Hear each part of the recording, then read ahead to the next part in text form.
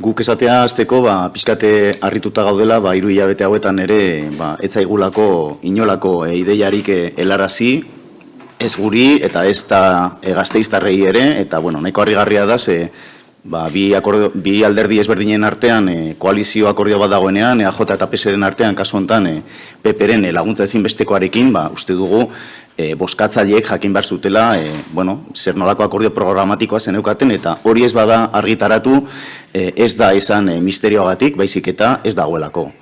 Eta oain arte, egon zarete okupatuta besterik gabe eserlekuak banatzean, eta alde horretatik, interesez etortzen ginen gaur, eta egia esan, ez dugu ideia handirik ikusi ere, luzatu diren zera proposamenetan edo ideietan, egin dira errekopilazio historiko batzuk, nahiko luzeak, baina uste dugu hiri honek eta Gasteizko herritarrek beste behar garrantzitsu batzuk dauzkatela hirigintzan eta etxe bizitzan.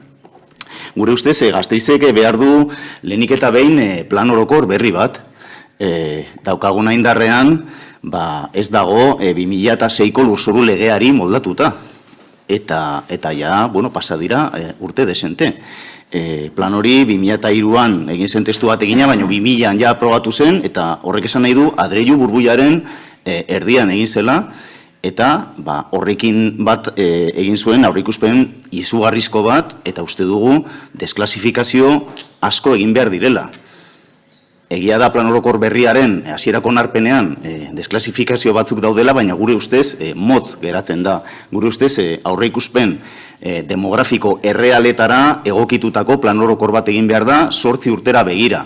Eta ez konstruktore pribatuen aurreikuspenak asetzeko, baizik eta Eustatek ematen dituen aurreikuspen demografikoetara moldatutako bat. Uste dugu hazkunde bat egon behar bada egin daitekela, hiri zorua bertan eraikitzen. Uste dugu, hiriak ere eskertuko lukela, eredu densoago eta konplexuago bat izango lukelako modu horretan.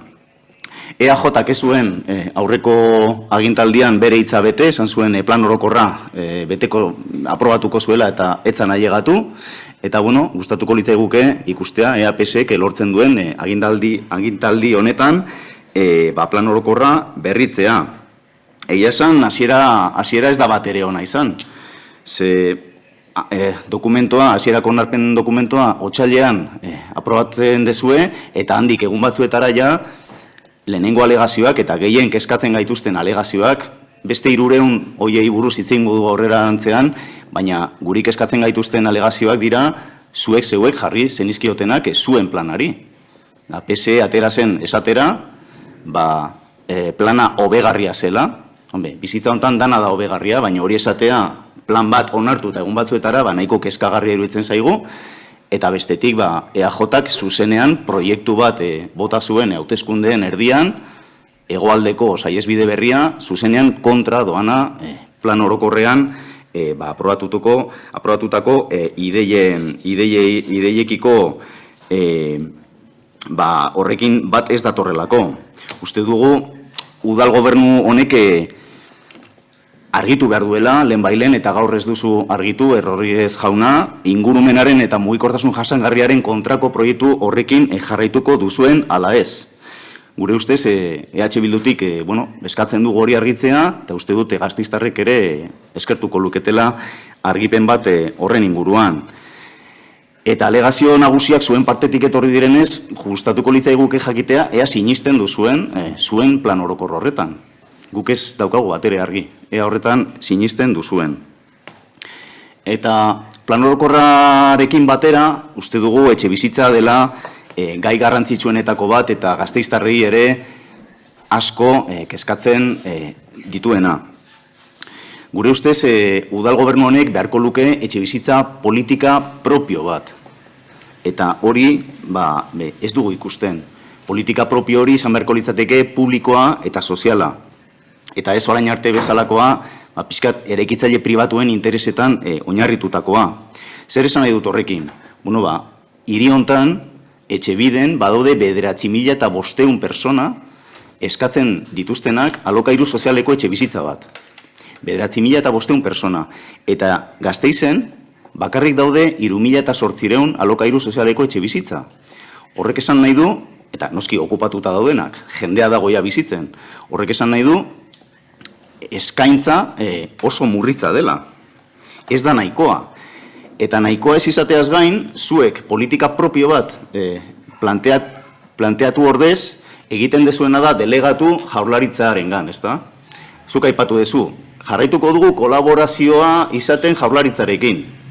Claro, ze jaurlaritzarenak dira 3.800 etxe horiek, edo gutxienez, edo bereak dira, edo bere etxe bizigune programan sartuta daude, baina ikusten ari garena da, alokairu soziala bultzatzeko hitzarmen nagusia, 1000 etxe bizitza ekarriko lituzkeena Larreinen eta Arkaiaten, oraindik ez daukazuela itxita.